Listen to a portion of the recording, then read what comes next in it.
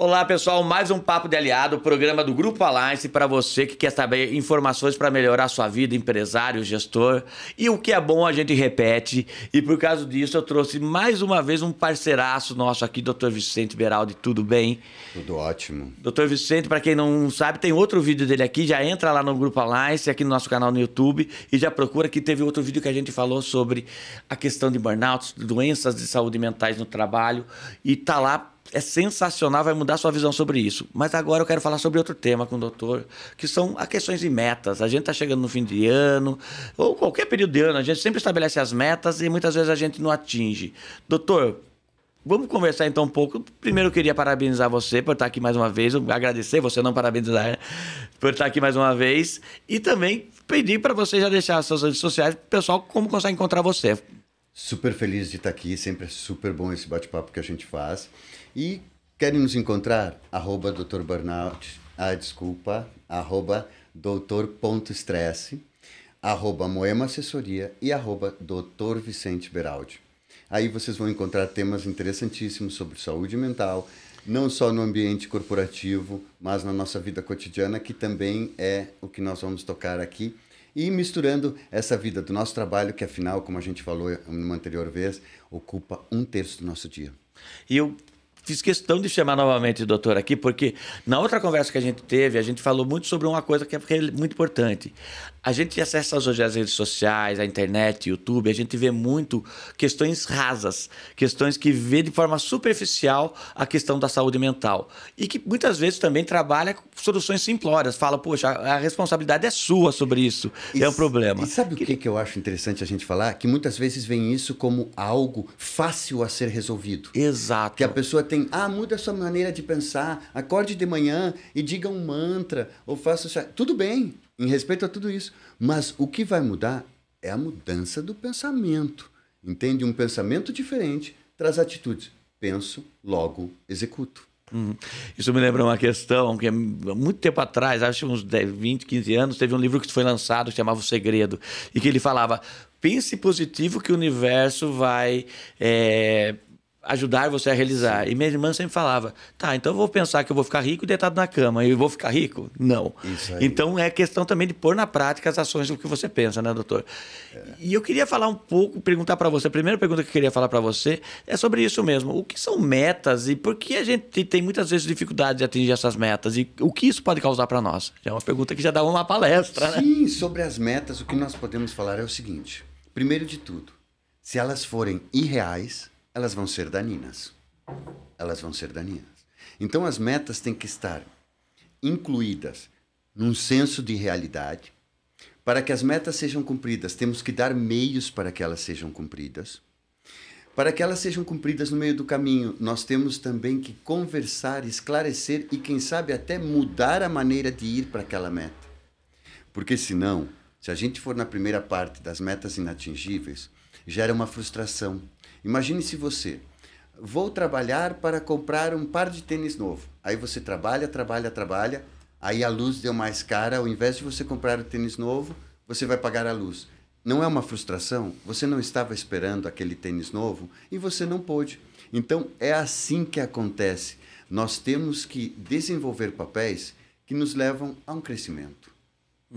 Doutor, nesse ponto também eu vejo a questão das metas no mundo online. E a gente entra numa questão do mundo online que muitas vezes a gente tem aquelas, eu chamo métricas de vaidades, mas de postagem, essas coisas, e daí a pessoa entra em depressão porque ela não consegue atingir isso. Como que se dá isso? Sabe, o que a gente acabou de falar, o que está relacionado a metas pode levar a grandes frustrações.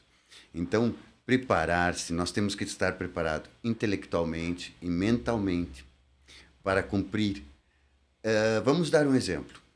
Uma enfermeira vai buscar um trabalho em um hospital, né? E aí ela é muito boa. Os pacientes elogiam ela de uma maneira incrível. Porém, ela é muito boa no sistema e tudo, mas quando tem que aplicar uma injeção, ela não sabe. Ela não praticou.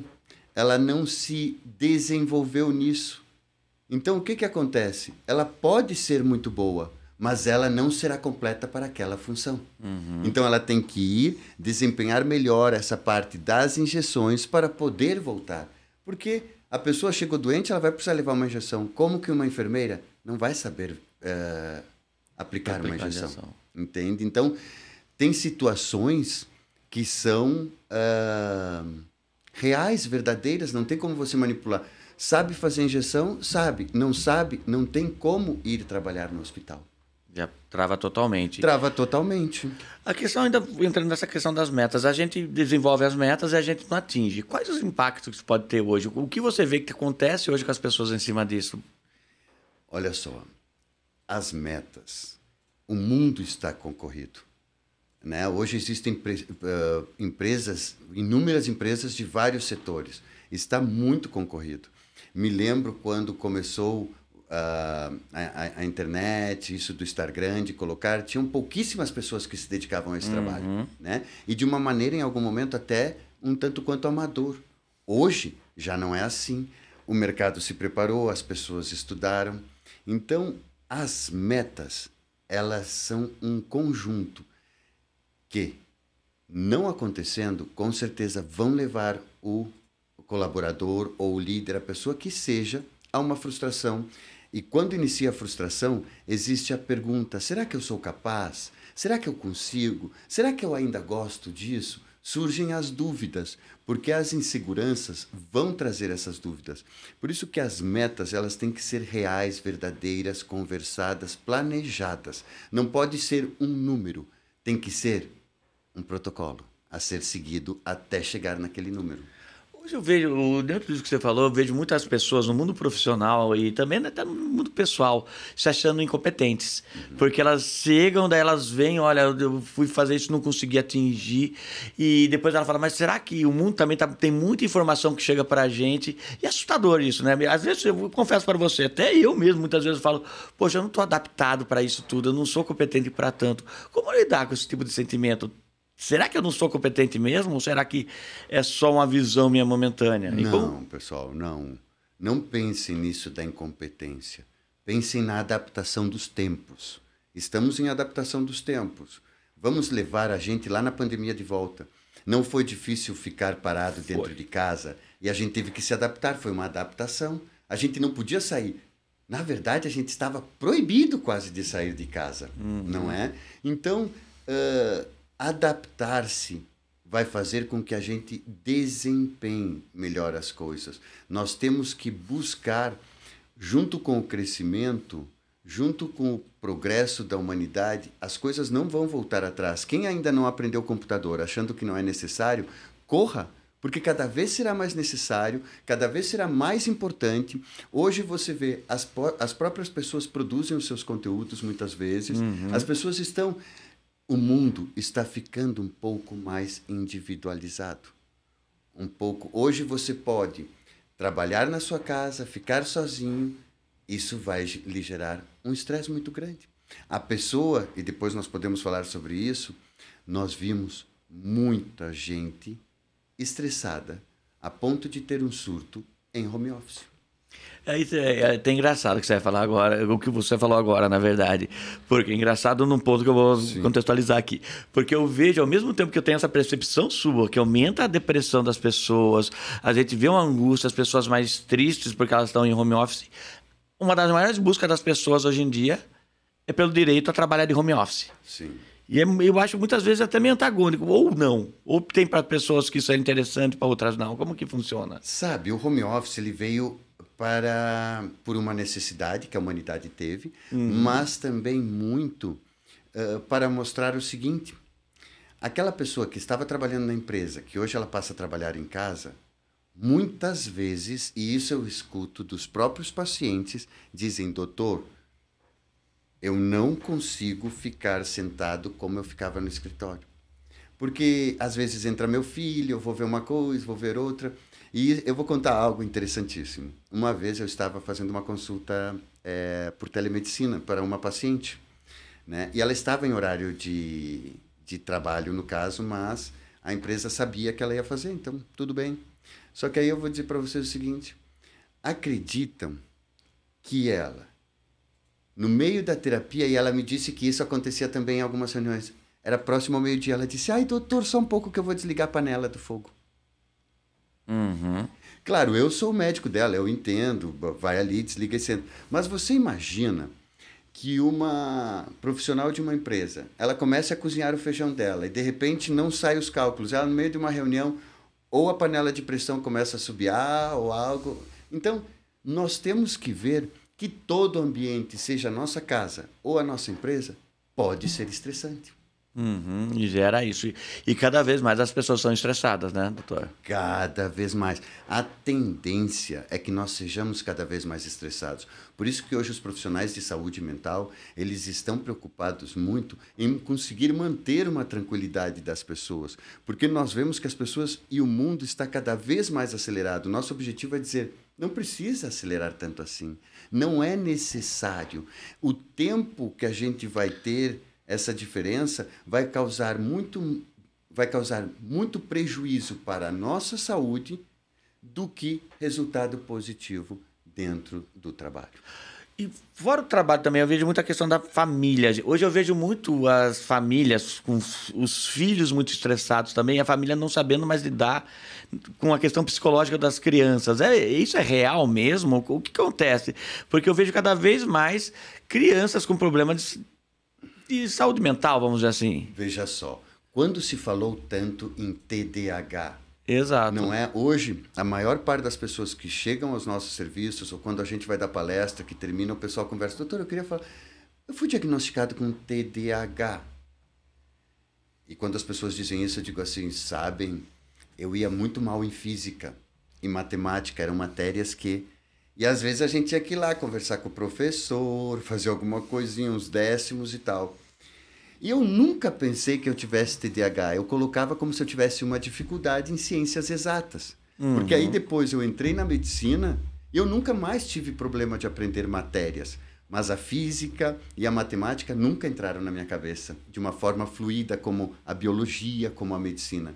Então, muitas vezes, nos dias de hoje, para tudo damos o nome de um transtorno. Mas também não esqueçam desse nome que eu vou dizer agora, afinidade com as atividades que fazemos. Isso é muito importante, a afinidade, você estar afim, você saber aquilo ali. Porque se eu hoje fosse ser engenheiro, eu acho uma profissão brilhante só para grandes gênios, porque fazer cálculos e tudo isso é... Para mim, mas, com certeza, se eu tivesse estudado engenharia e não conseguisse, o médico ia lá e ia dizer, o Vicente tem TDAH. Eu prefiro pensar que, nesse caso, eu tenho uma dificuldade de assimilar aquilo ali e tenho uma facilidade de assumir outras funções. Então, pessoal, cuidado, não vamos nos colocar em patologias, em situações que a gente nem passou ainda por um profissional para dizer o que nós temos, o que nós podemos ter ou o que está acontecendo. E acho que tem um problema muito grande também de rotular as crianças, tá, nisso tudo, nesse contexto, né? Sim, demais. Hoje,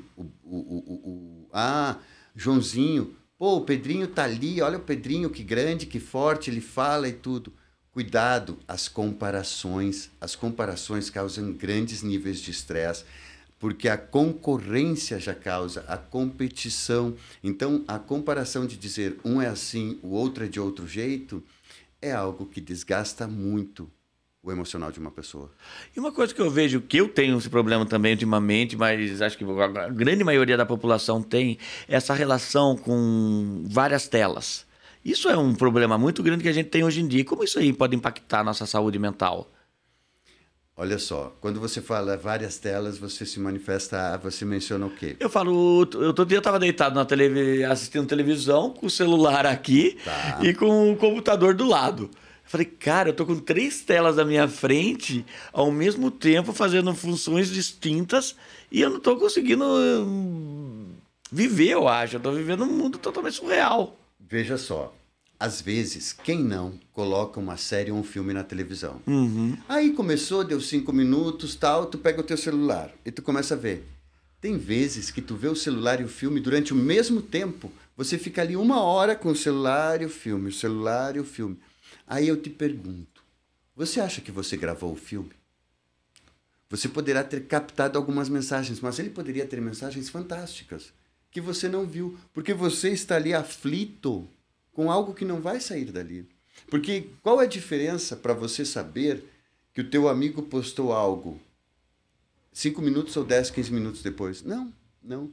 Mas hoje o estresse é tão grande que nós estamos nos tornando ansiosos crônicos o tempo todo. Eu tenho uma paciente que ela disse, doutor, eu só desligo a televisão e solto o celular quando eu estou já cochilando. E se eu apagar tudo e 2 minutos depois eu abrir o olho de novo, eu pego o celular de novo. É assustador, né? Eu tenho que confessar que eu faço isso de vez em quando. Sim, a gente fica automatizado. E nessa questão, a gente falou sobre isso, do estresse também. As pessoas são cada vez mais estressadas, mas quando isso começa a ser um problema de saúde realmente? Quando que se torna um problema para a gente? Como eu percebo isso? O estresse, ele é uma doença. Um pouco de estresse já vai nos causar transtornos, já vai nos causar alterações, mudanças de humor, uma série de coisas. Quando que eu começo a ver? Quando você vê que aquele dia as coisas estão mais carregadas. Quem não acorda de manhã e diz, hoje o meu dia vai ser maravilhoso, aí vai no banheiro, escova os dentes, penteia o cabelo, para quem tem, vai lá, se penteia e tal, e depois vai tomar um café. Aí recebe uma ligação. Olha, vamos dizer que é o líder que está ali. O fulano de tal não vai trabalhar. Já começa... Meu Deus, tem que ver outra pessoa, vamos ver e tal, e tal, e tal. Então, tu já modifica aquilo ali. Tu já fica mais sofrido. Aquilo ali já gera em você o quê? Uma angústia. Será que eu vou conseguir alguém? Será que vai conseguir executar? Então, aquela falta gerou um estresse. E se está relacionado com o trabalho, é um burnout temporário. Ele é um burnout temporário. Até você não resolver essa situação, imagine-se que daí você não vai se tranquilizar. E é algo que tem que ser executado. Como que você vai ficar tranquilo tendo algo pendente para acontecer? Mas aí eu entro, ao mesmo tempo eu entro na rede social e vejo um monte de pessoal que é sucesso e consegue resolver as coisas de forma simples e falam para mim, você tem a fórmula do sucesso comigo. Isso não é prejudicial também? Sabe, não se pode esquecer uma coisa. Nós estamos aqui falando de um podcast e tudo isso. A internet hoje, as redes sociais, o Instagram, o Facebook, tudo que existe, apaguem tudo isso da cabeça e fiquem só com uma televisão. A televisão fazia isso antes com a gente. Antes a gente chegava em casa, tem um programa, vamos lá. Né? Hoje, a internet te dá essa possibilidade de fazer tudo naquele momento ali. Você pode ver um filme, mandar mensagem para o líder, mandar mensagem para o marido, para quem quer que seja. Então, antes nós tínhamos só esse nível de estresse e o rádio. Hoje, nós temos infinitos meios de comunicação, Facebook, Instagram e tudo. Então, gerou um estresse porque você tem que controlar mais coisas durante o seu dia a dia, mais situações. Porque imagine se você, no mundo de hoje, você postar uma foto no Instagram de 10 dias atrás e não renovar. Vamos pensar que você morreu ou que abandonou o Instagram? Alguma coisa, apesar que eu não renovo. É uma coisa que eu já estabeleci para mim, mas é isso mesmo, né? E dentro disso eu vejo também uma coisa legal, interessante de observar, né? As pessoas terem que alimentar tudo, é que sempre elas estão se comparando com outra, né? E isso é muito prejudicial para a saúde mental das pessoas, ou não é? E sabe o que não é legal? Eu vou falar isso e depois você reforça o que falou para me perguntar de novo. Porque o que eu vou dizer? Vocês notaram que as pessoas hoje que são influenciadores, que estão milionários, sempre tem uma história de antes não ter nada? Porque isso e tal. Tudo bem, pode ser verdade, não tem problema. Mas quando você mostra que você veio de lá de baixo e chegou lá em cima, isso dá um grau de confiança muito grande, porque dizem, nossa, mas ele está ali, ele chegou a isso. Então, você vê que essa maneira de vender o produto é uma maneira que muita gente está usando e que as pessoas estão se baseando. Por quê? Porque você está ali, um tanto quanto cabisbaixo, pensando na vida. Por que a vida daquele influenciador, ele vai de jato, volta, ele vai para Miami, tu não sabe, ele tem 10 casas no país, as 10 casas dele, cada uma tem 1.000 metros quadrados, tudo, e daí você se vê, desculpem, numa vida medíocre para você, a comparação dele, sentado numa mesa, sem sentido. É claro que aquela vida daquela pessoa não vai interferir bem em você. Porque talvez, pode ser verdade, em algumas e salvas exceções. Porque não esqueçam, a câmera é um show. Então as pessoas querem dar o melhor show. E se elas estão vendendo um produto para vocês, elas vão querer vender ainda mais. Então, é o show combinado com a venda do produto. O que se faz há muitos e muitos anos na televisão. Doutor, agora eu vou jogar até contra o meu trabalho, né? Que eu sou assessor de imprensa, eu trabalho com comunicação, mas a gente tem uma coisa na comunicação que a gente chama de storytelling e também de jornada do herói. Storytelling é o quê? É contar uma história que impressiona as pessoas. A jornada do herói, sempre que a gente vai contar a história de algum profissional, de algum cliente nosso, a gente tem que dar aquela jornada do quê? Da dificuldade, depois transpor aquela dificuldade de forma heróica. Sim. E daí isso que vai mostrar que a pessoa... Isso são tudo técnicas de comunicação. Aí as pessoas vão dizer assim, nossa, vou seguir essa grande pessoa, esse grande indivíduo. E vão lá e 1 milhão de pessoas seguem. Só que muitas vezes, essas pessoas que passam informação, eles não têm nada por dentro. Eles não têm um conteúdo. Porque aí existem pessoas fantásticas que produzem, que trazem. Mas se você deixar aquela pessoa, só ela, um microfone e uma câmera para apresentar um conteúdo, será que ela tem esse conteúdo aqui no pensamento? Mas isso também tem a questão daí, quando a gente cria toda essa história, é que a gente também pode tirar algumas lições disso, não pode? Pessoal, de tudo se pode tirar lições. Só que a gente tem que saber que nem tudo é ruim e nem tudo é bom. E em tudo é assim. Nem tudo é ruim, nem tudo é bom. Vamos dizer que quem está nos vendo agora diga assim, puxa, vou jogar na Mega Sena e amanhã se eu ganhar 5 milhões, eu vou fazer tal e tal e tal. Ei, se você ganhar 5 milhões, pode ter certeza que um monte de gente vai deixar de falar com você dizendo que você ficou antipático. Aí vai ter 10 parentes que você vai dar 50 mil para cada um e aquele que faltou vai dizer que tu nunca gostou dele. Você vai ter problemas. E daí a gente pega também, eu fico vendo muito essa questão que as pessoas, sempre que eu vou conversar com as pessoas, por mais que a pessoa tenha sido uma privilegiada, ela nunca se enxerga como tal. Ela sempre acha que a história dela é mais sofrida que da outra. A gente tem essa tendência também de achar que a gente sofre mais que o outro sempre, né? E sabe o porquê isso acontece? Porque a dor na minha carne dói mais para mim do que na sua. Talvez a sua história tenha sido de um grande sacrifício, mas eu não consigo entender a dor que você passou. E talvez a minha tenha sido de menos sacrifício, mas eu me vejo altamente dolorido, altamente machucado. E você olha e diz assim, não, mas a comparação da minha história foi bom. Por isso que cada um tem a sua história, cada um tem a sua vida, cada um tem os seus sonhos, os seus desejos e as suas frustrações. Nunca esqueça que tudo na vida vai atuar dentro de você. E você sabe que, usando também a experiência, eu mesmo, assim, a minha análise que eu fiz minha na vida, eu era uma pessoa que sempre achava isso. Daí eu falava, putz, não, eu tive muito problema que fez eu ser o que era. Daí eu parei para pensar, mas na verdade eu não tive tantos problemas assim. E na verdade fui eu que potencializei muitas vezes esses problemas para me tratar como limitador. E hoje, quando eu olho para o meu passado, eu sou muito melhor resolvido com ele, desenvolvi muito mais e aceito.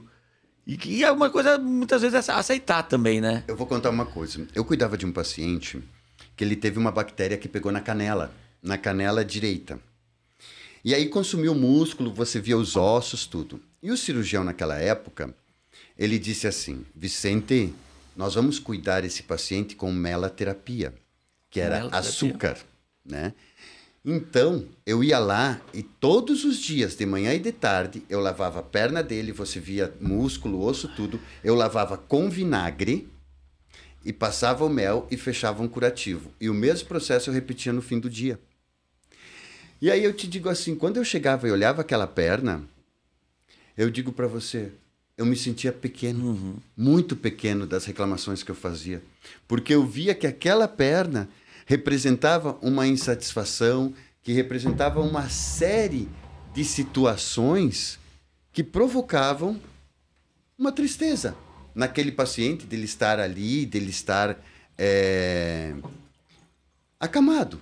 Um garoto jovem e tudo. Então eu chegava, olhava aquela perna e dizia, poxa, eu vim com o meu carro, eu estou caminhando, eu vim com a minha assistente, estamos curando. A perna é dele, quem se sente mal é ele.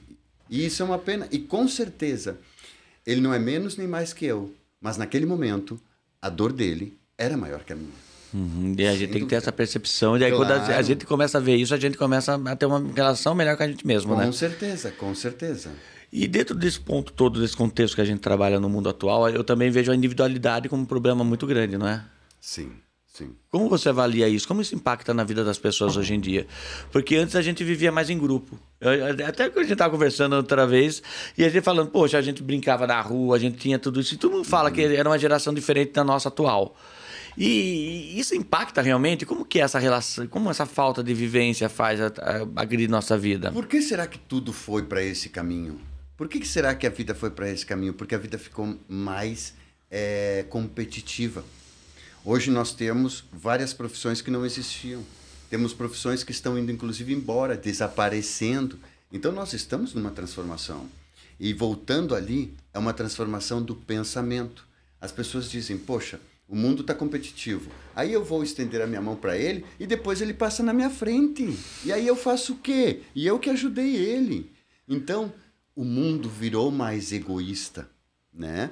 É o fato da gente ver que hoje as pessoas conseguem viver mais isoladas. Antigamente, tu não via uma criança, se tu ficava sozinho, se tu ficava dentro de casa e os teus amigos brincando na rua, meu Deus, eu queria ter quase um treco lá. Eu ficava olhando, estava de castigo, alguma coisa, era a pior coisa do mundo.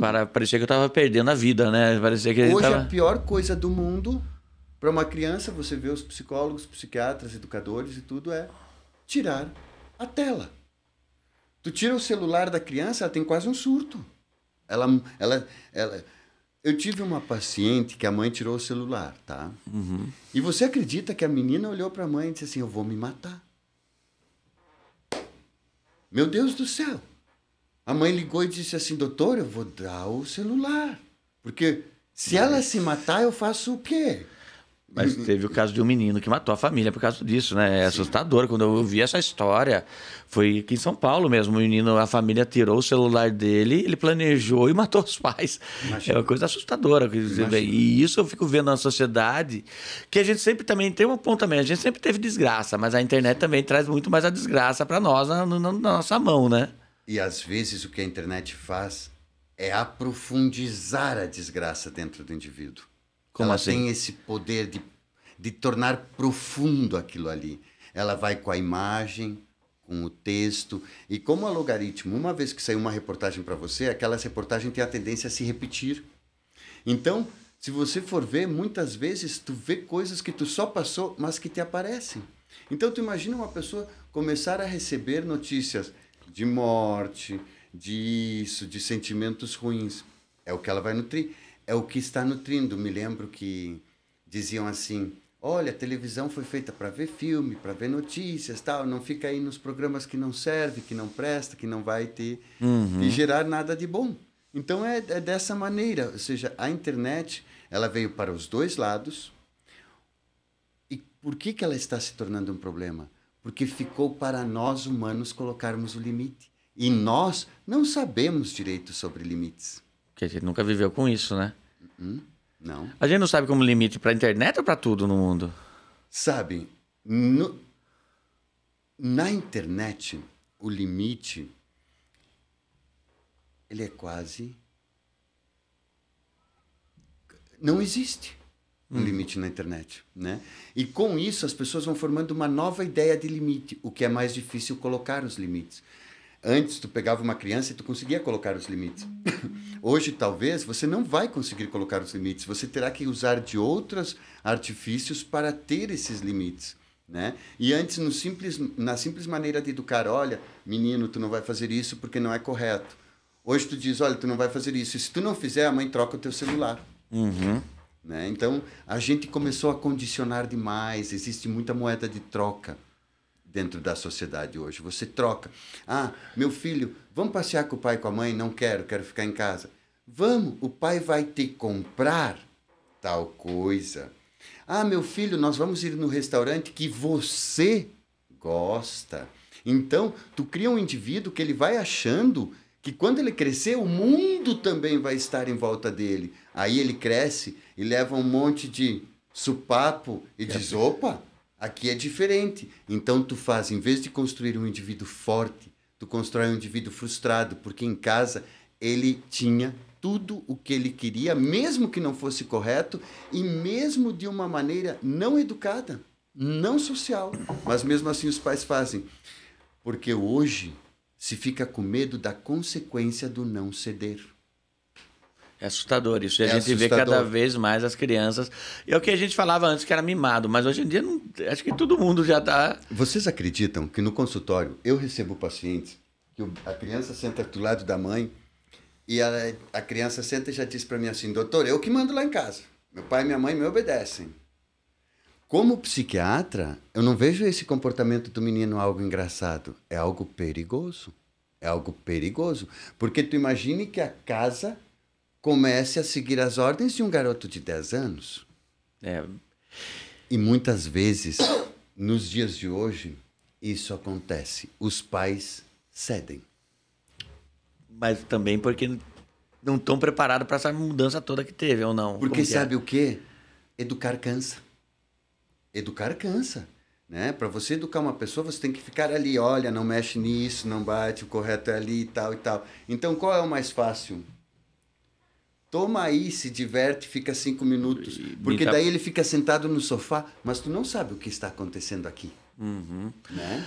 Agora, voltando para a pessoa adulta um pouco mais, como que a gente pode também, até no mundo profissional, que você falou lá no começo, das relações no trabalho cada vez mais estão sendo de disputa. Isso não é legal, eu acho, sabe? Acho que muitas vezes prejudica. Quer dizer, tem uma competição saudável, mas a maior parte das vezes isso aí vai prejudicar a minha vida profissional, né? Até para atingir minhas metas.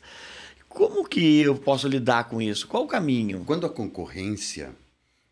você gera uma concorrência dentro do ambiente de trabalho, ela até pode ser saudável, mas você tem que ver de que maneira é feita essa concorrência. Essa concorrência é feita em ganhos, essa concorrência, quem perde é praticamente humilhado. Essa concorrência, ela traz desafios para a gente colocar algo competitivo no dia a dia e que não seja destrutivo. Então, o importante é o que se diz. As empresas não têm equipe. Não, tem time. Quando você vê o São Paulo jogar com o Corinthians, cada um está com a sua camisa. Entende? Eu defendo aquele goleira e ele defende aquele gol. Então, você vai e você coloca ali, não importa o cabelo que tenham, não importa nada. Nem o tênis, a chuteira a gente não vê, a gente vê a camisa. Então, isso é importante. Vestir a camisa e ver, como a gente falou no anterior que a gente fez, o que a equipe precisa. Qual é a palavra que a equipe precisa, o que eu preciso para engajar essa equipe. Vale lembrar que vai ter gente que não vai se engajar, vai ter gente que vai ter que sair, entendeu? Porque não vai de 10 pessoas todas pensarem do mesmo jeito. Vale pensar diferente, mas na execução, dentro da empresa, o que vale é o protocolo da empresa. Entende? E dentro disso a gente falou de vários problemas, mas eu queria falar um pouco sobre soluções. E eu vejo que as pessoas têm muito medo ainda, eu acho uma besteira enorme, mas procurar ajuda especializada. E vai buscando ajudas em caminhos errados. Qual o caminho correto? É o psicólogo, eu até entender um pouco essa questão. Tem psiquiatra, tem psicólogo. Qual o caminho que eu devo seguir quando eu devo começar a seguir isso? A primeira coisa é: não acredite que o seu melhor amigo vai ser seu psicólogo. Não. Aquele amigo de bar não é só não amigo de bar. vai ser o seu psiquiatra. O amigo de bar está tomando uma cerveja, vocês vão discutir sobre a cerveja, sobre a vida. Mas no seu psiquiatra, no seu psicólogo, ele não vai ser amável e gentil. Ele vai dizer o que você precisa escutar. Já um amigo não vai fazer. Então, a primeira coisa é: os amigos poderão dizer, tu precisa de ajuda. Mas muitas vezes eles não poderão direcionar essa ajuda para você. Nem tem preparo, igual a gente falou. Nem tem preparo, como nós falamos. Então, qual é a melhor? Diferença entre psicólogo e psiquiatra. O psicólogo é um profissional que estuda 5 anos de estudo para que ele possa fazer terapia. Passar o conhecimento de uma forma verbal ou de outras maneiras, sem medicação. Já o psiquiatra, ele executa esta parte com a medicação. Então, é um trabalho combinado. O psiquiatra acompanha o paciente com a medicação e o psicólogo ele vai acompanhar o paciente na terapia. Então, todo mundo pode e deve procurar esse tipo de ajuda hoje em dia, eu acho, né? Claro, a maior parte das clínicas hoje de saúde mental, elas têm ambos profissionais, porque eles se completam. Né? Nas nossas unidades, nós temos os psicólogos e os psiquiatras. E daí eu fiz uma pergunta que eu acho meio capciosa, mas quando eu sei que eu preciso procurar? Quando nós sabemos que nós precisamos procurar? Ou sempre tem que procurar? Quando você sentiu que será que eu devo procurar? Quando essa dúvida vier, essa dúvida é a resposta. Quer dizer que eu já tenho que então ir atrás. Claro, por exemplo, tu tá ali e tu diz assim, poxa, não ando me sentindo legal, será que eu preciso de ajuda? Busque o quanto antes. Marque a consulta, vá conversar, porque o profissional vai dizer, olha, o seu problema vai por esse caminho. Olha, não sou eu o profissional que você deveria procurar, eu vou te encaminhar por outro. Escutando você, eu consegui entender a sua necessidade. Você sabe que, igual você falou, eu leio muito, mas eu sou burro, eu sou ignorante nessa questão toda. E eu queria entender uma coisa. É igual uma doença, tipo, eu tenho uma gripe que eu não trato, ela pode piorar. A saúde mental também é assim? Como que funciona? Puxa, que maravilha. Também é assim. Também é assim. Ah, hoje eu estou um pouco ansioso, um pouco nervoso. Aí eu não trato. Aí eu tomo um chá. Aí eu vou lá na casa, me dá um chá de erva cidreira, me acalma, tudo isso. Só que eu vou vendo que é gradativo e progressivo. Então, o não tratar, imagine-se na cabeça de vocês agora uma bola de neve descendo a montanha. Ela começou que nem uma bola de basquete. E ela vai chegar lá embaixo do tamanho e da altura de um prédio no primeiro andar do prédio. Uhum. Então, qualquer problema, seja ele físico ou mental, a busca da ajuda o mais rápido possível é a melhor saída. Eu vejo isso muito em relacionamento. Até vou agora entrar. A gente tem muita crise de casal, eu vejo muito isso. E eu acho que tem muito isso no casal também, né? Que você vai postergando, daí você vai falando, é um probleminha pequeno. O casal também tem que buscar muitas vezes terapia, né? Muitas vezes, porque às vezes os problemas de casal, eles vão colocando para baixo do lençol, para baixo da cama, vão levando. Mas, se não for solucionado, nós temos que ver que entre o casal existe uma coisa que é sentimento, é amor, é uma série de coisas que foram nutrindo este casal para que eles estejam juntos. E é óbvio, pessoal, várias pessoas vão sentir uma insegurança em algum momento do casamento, do relacionamento. Mas aí você tem que pensar, o que aquela pessoa te dá? Ela te faz feliz? Ela te compreende? Ela te abraça? Ela entende que você não é perfeito? Às vezes até te julga, mas ela está sempre ao teu lado.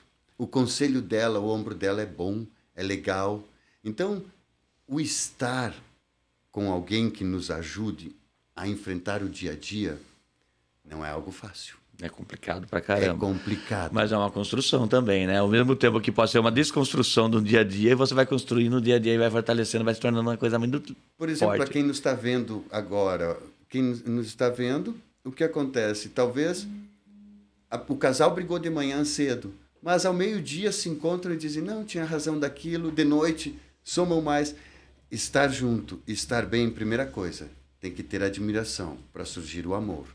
E depois tem que ter a compreensão, não para não ter problemas, mas sim para tratá-los.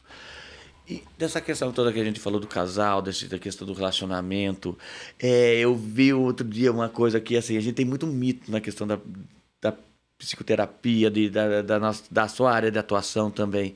Outro dia, eu não sei o que eu vi, que a pessoa falava, quando a pessoa vai no psicólogo ou vai no psiquiatra, eles vão pôr na cabeça que ele tem que separar. Tem muitas mentiras nesse estudo, né? É uma loucura, eu acho. Sabe o que é? O psiquiatra, ele não vai dizer o que tu deve fazer. Não. Mas tem relacionamentos que você vê que pode existir um sentimento, mas ele é altamente desgastante, o que vem a ser um relacionamento tóxico. O relacionamento tóxico não é só aquele que existe briga e tal. Não, um relacionamento tóxico é aquele que em algum momento desperta em você algo que você não gostaria de sentir e que sentindo te faz mal.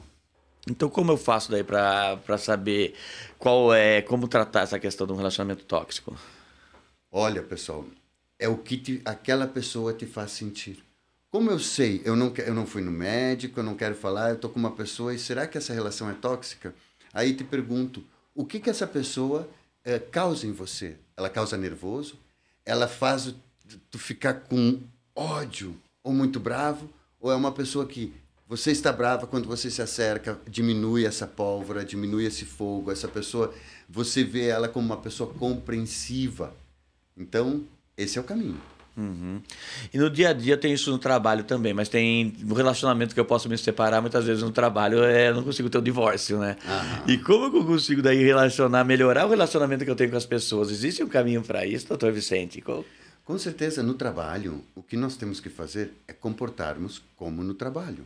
Ou seja, estou trabalhando, eu não posso chegar e falar a mesma coisa que eu falo para minha mulher em casa, soltar uma brincadeira de qualquer jeito com a minha mulher, ela vai entender, tudo bem. Mas com um colega de trabalho, nós não podemos confundir o estar todo dia com uma pessoa porque trabalhamos com o ficar íntimo desta Poxa, mas a pessoa. gente fica uma parte do nosso tempo no trabalho, né? Isso que é Com muito louco. certeza. Mas mesmo assim, nós não podemos ficar íntimos totalmente. Porque se a gente ficar íntimo totalmente, vai misturar. Aí você vai trabalhar e ele te chama atenção. E você vai dizer, ih, já não é meu amigo. Tá chamando atenção, já não é meu amigo. Entende? Então, os limites são importantes. Você sabe que eu tenho muita. Eu, como liderança, eu já tive muito problema com isso. Que eu queria ser amigo das pessoas, e daí na hora que eu ia, olhava assim, eu queria dar uma bronca, a pessoa já ficava meio Sim. mordida, tal. Daí eu percebi também que assim, tem que ter um limite muito bem estabelecido nesse ponto Sim. todo, né? Até a questão de ir no bar junto, até isso, eu evito até.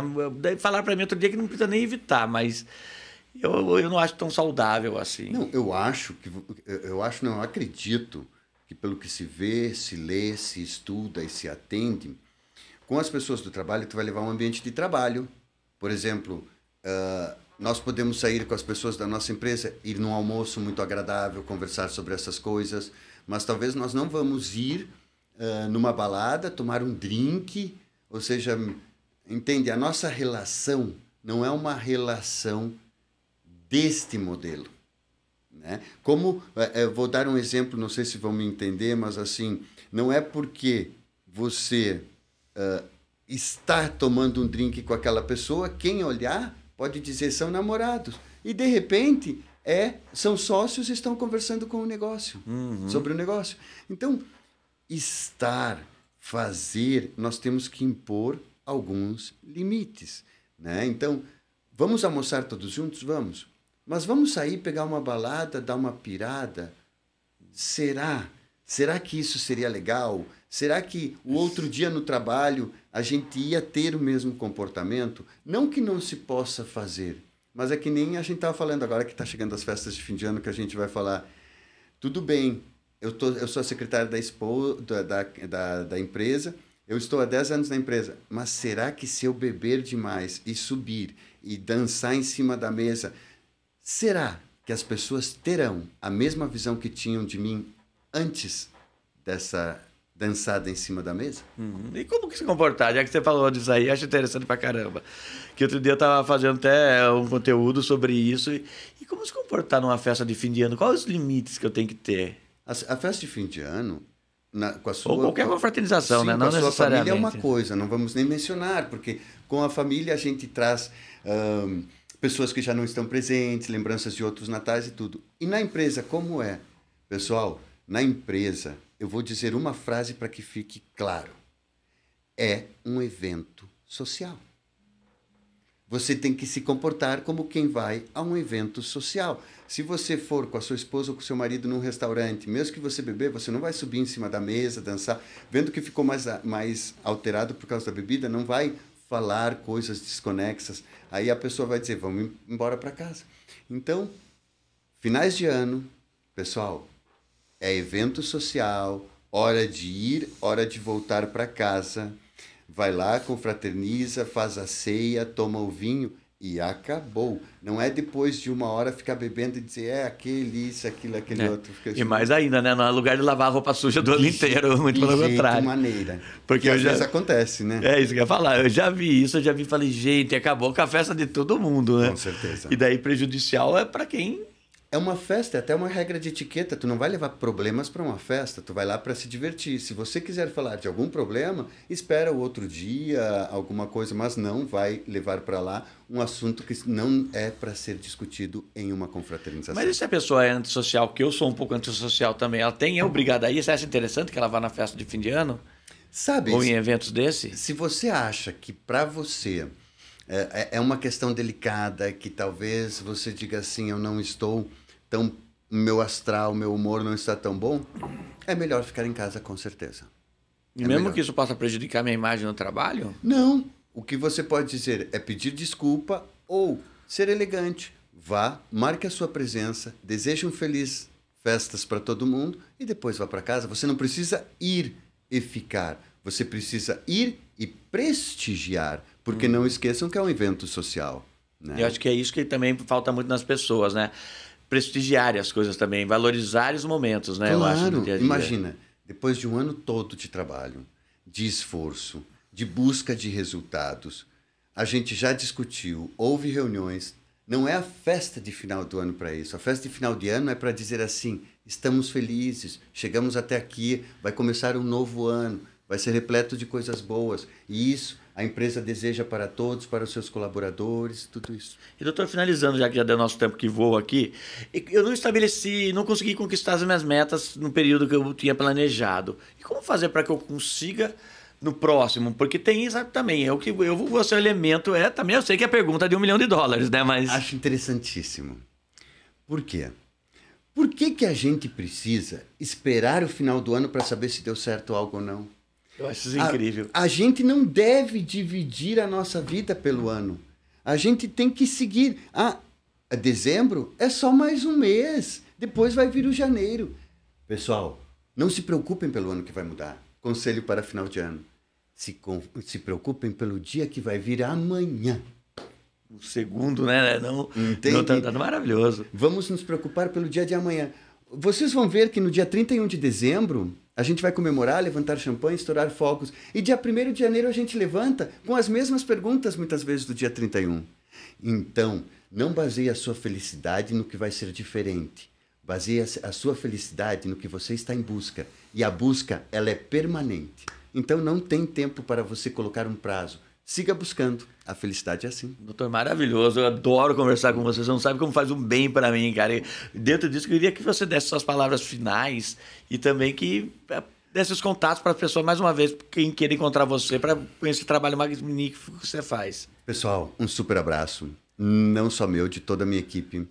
O Dr. Vicente, Dr. Ponto Estresse, é um trabalho de empresa, de pessoas maravilhosas que estão por trás. Eu só sou a capa dessa revista, mas o conteúdo é de pessoas maravilhosas. E nesse clima de final de ano, então, agradeço a essas pessoas maravilhosas por prepararem conteúdos, por trazerem para mim e por colocarem em contatos com pessoas tão interessantes e que nós esperamos que em algum momento da sua vida você possa usar. Esse é o objetivo. E já deixo aqui, falta o quê? Um mês e um pouquinho mais para o próximo ano. Não pense no próximo ano.